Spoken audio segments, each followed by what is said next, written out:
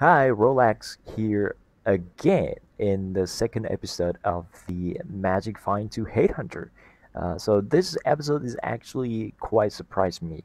Of course, I farm just the same way, except I put in another one of the juicy way to farm your map, which is ambush scarab because I ran in Glenarchan, which is really good because of strong boxes and the divine orb farming. And of course, I did change my passive of the Atlas passive tree, but I didn't change anything in Uncharted Rim because it doesn't really affect me. I do not use Watchstone, I do not use Extends, I do not use anything of this, so it's fine. It's you just leave it there. You don't need to change it if you want to do this kind of thing. And I change it to 3% beyond. Actually, you know what? It doesn't do anything except for some beyond map that you just luckily roll. Like this is just like a little bonus here and there when you get the beyond. Sometimes when you open the box like 6 times, maybe it happens. Maybe you can kill some beyond monsters. That's it. But it overall doesn't do much at all. So you just focus on the strong box. You don't really care about beyond. But I mean, if you happen to roll some beyond map, like I have, there's some beyond map, but I don't really care. I don't really juice them up more than just putting rusted ambush scarab. So this session was really surprised me because I actually got 5 nurses. That's actually really huge. So that's like really, and then there's some like a lucky random drop from the divination card strongbox. I never got a single nurse from the divination card strongbox. If I got one, I was separated, but I didn't. So this is just peel drop for monsters in the map. And then this one is just a lurling bounty, which is really lucky drop. I don't really want to count it in, but it's it's here and there. If you like running billions of strong boxes, you could find one. Because the definition card strong box get it's really powerful. Even though they nerfed some of the value, they change some weightings and stuff, but it's still very good. And then I got another patient from the strong box as well. So this is like some lucky random drop, but it's not really count toward the doctor or the nurse because you're never gonna get like 8 cards of the patient before getting 64 nurses. I don't know. I don't think you can get 8 cards of patients just from divination card strong box before you can get the nurse because you're farming the map, of course. You kill more than like 2,000 monsters per map, and like you have to open like 1 per 6 maps or something. You got like a 1 divination card strong box, and then you have to roll with like a billion divination cards that exist. So it's really rare to drop like any of this, so you don't really count it in. But it just it's fine. You can add some value to it because most of my divination cards just throw them in here. It doesn't really like look at my rich card that I farm, right? I have 59 of them, almost 60 of them in about 170 maps because this time I ran only 91 maps, and the first time I think I didn't even run 100 maps or maybe 100 something, but it's not like that much. It's like overall I ran about 200 maps, maybe less, maybe more, but it's not gonna be over like 250 maps or something because I didn't really count that much.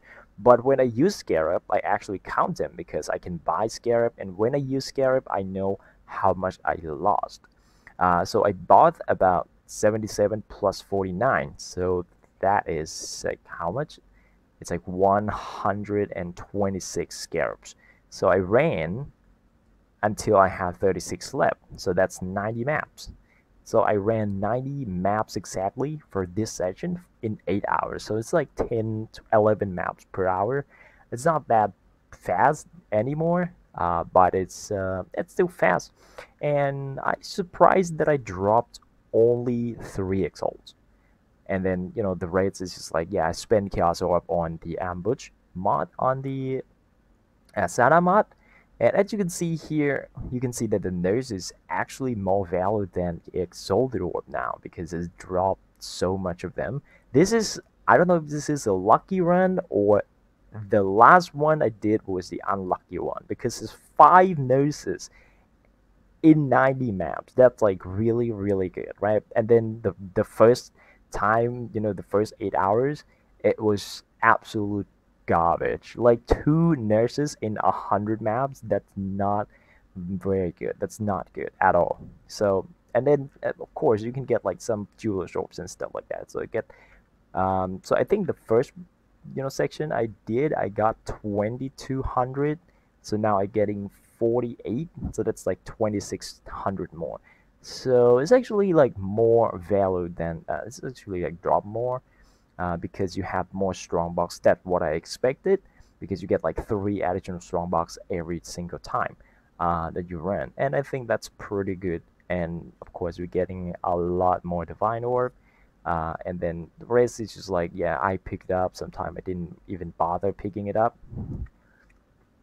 And I changed my filter to not show up on like most of the like small currency anymore. Like maybe off chance still there and maybe chromatic orb still there. I haven't changed any of my gear, so my gear is the same thing. So you can play. You can see in the footage that I dropped like a couple lucky drops and stuff like that. But there's not really a big drop. Like there's not like a double double exalted orbs or something like that. And I saw one of my item that I dropped, which is a jewel. It's a corrupted jewel that has like not like this one. It's an energy shield, and then there's some good stuff in there, and then it's like corrupted blood or something. I sold it for 80k odds. That's fine. And I actually got neutral hops. This is like really really crazy thing, but it's not good, right? So it's not gonna be sell. I'm just gonna render them to get the wine orb, something like that. And yeah, and you sustain billions of towers map, even though like a lot of them would be like corrupted because you drop it from the chest. That's not really the thing you want, but still, it's there.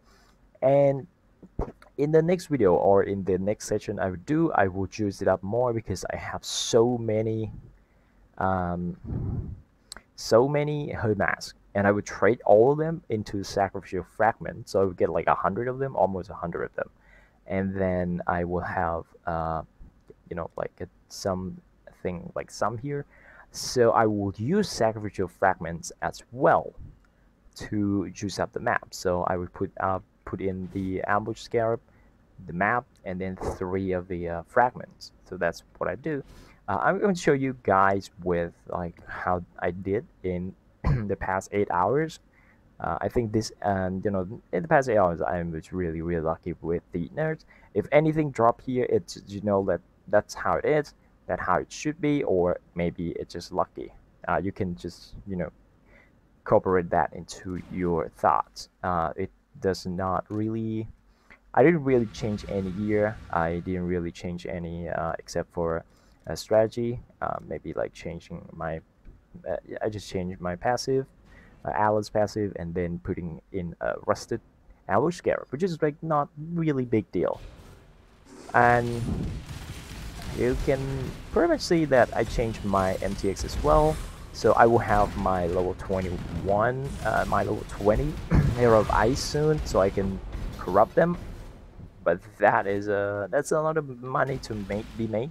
But I probably won't count them toward the currency that I gained during the magic find, because that's not magic find. They're just rolling gems. And I'm gonna use those currency in my own, on my own, like my own needs. Maybe I want something, I want to use something, but because I don't want to spend currency except it's just rolling, rolling map mods and putting Sana mods into the map. That's the only 2 things that I consider using from the stats that I gain from farming. So the 21 corrupted gem would be a good sell for me, that I would just get the currency that I want to buy, some scarabs and stuff like that, because I want to make sure that it's only, 3 chaos each map when I run maps. And then the raise just come from my own stats, not like, series stats. I want to keep it, separate, because I can, I don't really good at, separating things and like thinking backward or something like that, right? Because like if you spend a lot of currency on, different stuff, you would be like, well, how much currency I make or something like that. So yeah, this currency from my level 21 gem of Hero Vice would be the way to just buying Scarab and buying Sacrificial Fragment. And I think it's worth to use Sacrificial Fragment because you're mostly running the map with no corruption, right?